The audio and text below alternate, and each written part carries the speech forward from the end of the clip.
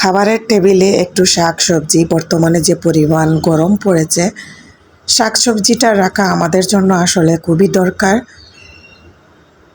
আমি তো সেই অসুস্থ, বাচ্চাসহ অসুস্থের কারণে কোনো কিছুই ভালো লাগছে না। যা রান্না করি সব কিছুই যেন কোনো স্বাদ এবং টেস্ট কোনো কিছুই নেই। তারপরেও জীবন কিন্তু তেমনি, জীবন তার চলতেছে নিজের গতিতে। Audio Jungle.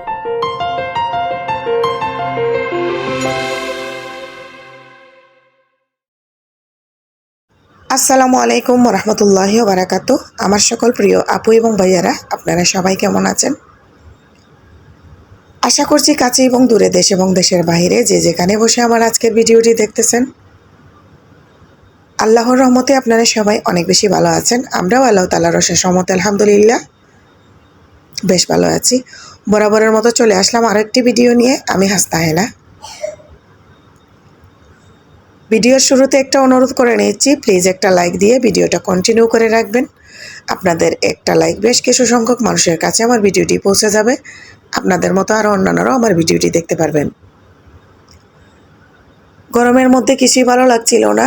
এখানে পুঁই শাক কেটে নিয়েছি, আর একটা কচু আমাদের বাসার আশেপাশে জমিতে কচু ক্ষেত করা হয়েছে, তো এখান থেকে একজন আন্টি আমার জন্য একটা কচু পাঠিয়ে দিয়েছেন।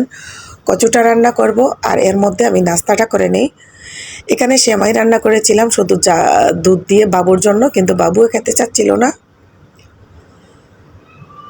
রান্নার জন্য প্রতিদিন একটা টেনশন, মনে হয় যে পাগল হয়ে যাচ্ছি গরমের জন্য একটু ভালো লাগছে না, কেমনে কি করব, অস্থিরতা কাজ করছিল। আর আমার তো সেই ঠান্ডা, জ্বর, কাশি, কি বলবো, অনেকটা পাগল হয়ে গেছি।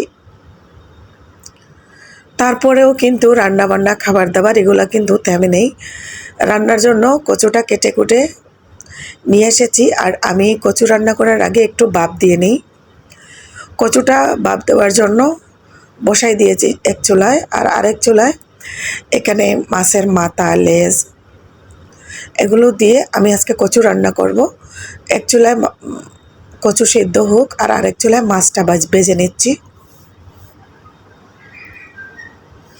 আমার কথাবার্তায় হয়তো বা আপনারা বুঝতেই পাচ্ছেন আমি কতটা শারীরিকভাবে অসুস্থ, এবং গরমের জন্য আর সারাদিন ইলেকট্রিক যায় আসে, কারেন্ট থাকে না। আমি কোনোভাবেই মনে করেন নিজেকে একটু ঠিকঠাকভাবে রাখতে পারছি না।